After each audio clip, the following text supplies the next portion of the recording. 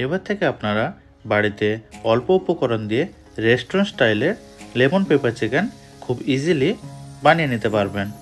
আপনাদের সবাইকে বাংলা ট্রেডিশন কিচেনে স্বাগত। এই লেমন পেপার চিকেন বানানোর জন্য আমি এখানে 700 গ্রাম চিকেন নিয়েছি। চিকেনের মধ্যে যে টেন্ডার আছে, টেন্ডারগুলো ছুরির দ্বারা একটু কাট করে দেবেন, দিলে এর ভিতর মশলাও ভালোভাবে ঢুকবে এবং খেতে জুসি ফ্লেভার হবে। চিকেনগুলো ফার্স্ট ম্যারিনেশন করার জন্য আমরা এখানে একটা পুরো লেবুর রস নিয়ে নেব এবং তার সঙ্গে পরিমাণ মতন লবণ দিয়ে আমরা ফার্স্ট ম্যারিনেশন করে নেব।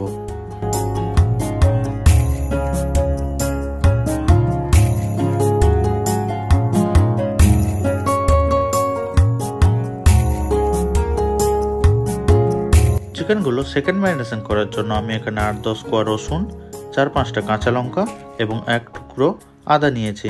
এইগুলো সব আমরা একটা পেস্ট বানিয়ে নেব।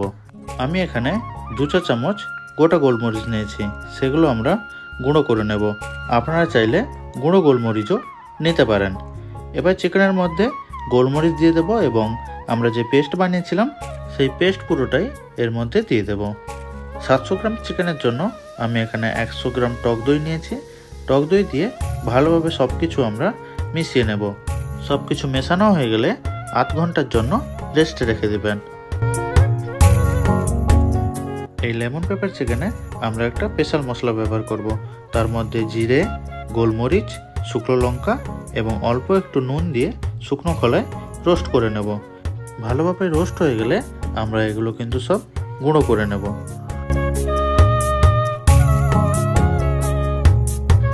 এবার একটা কড়াইতে তেল দিয়ে আমরা ম্যারিনেশন করে রাখা চিকেনগুলো পুরোটাই এর মধ্যে দিয়ে দেব এবং সেদ্ধ হওয়ার জন্য সব কিছু একবার ভালোভাবে মিশিয়ে নেব।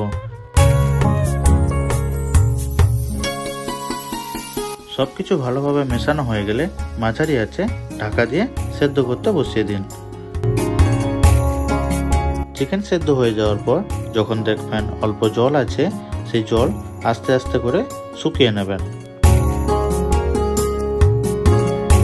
এবার আমরা চিকেনের মধ্যে লেবুর রস দিয়ে দেব। যেহেতু এটা লেমন চিকেন, তাই একটু বেশি পরিমাণে লেবুর রস দেবেন এবং কাঁচা লঙ্কা ফ্লেভারের জন্য এবং হালকা একটু ঝালের জন্য আমি এখানে 3টে কাঁচা লঙ্কা দিয়ে দিয়েছি। সব কিছু মেশানোর পর যখন দেখবেন চিকেন থেকে তেল ছেড়ে দিয়েছে, সেই সময় অল্প পরিমাণ ধনে পাতা দিয়ে দেবেন। আপনারা চাইলে নাও দিতে পারেন। দিয়ে সব কিছু একবার ভালোভাবে মিশিয়ে নেবেন। এবার কিন্তু আপনাদের lemon pepper chicken perfectly ready হয়ে গেছে। এবার এই লেমন পেপার চিকেন আপনারা ইভিনিং স্ন্যাক্সে সার্ভ করে খেয়ে দেখুন, খুবই অসাধারণ লাগে। আজকের মতন আমি এখানে ভিডিওটা শেষ করছি। আপনাদের যদি ভিডিওটা ভালো লেগে থাকে আপনারা অবশ্যই একটা লাইক করবেন এবং আমাকে অবশ্যই কমেন্ট করে জানাবেন রেসিপিটি কেমন খেতে হয়েছে। আমরা যে একটা স্পেশাল মশলা গুঁড়ো করে রেখেছিলাম, সেই স্পেশাল মশলা গুঁড়ো একটু ছড়িয়ে দেবেন এবং সঙ্গে একটা লেবু দিয়ে দেবেন।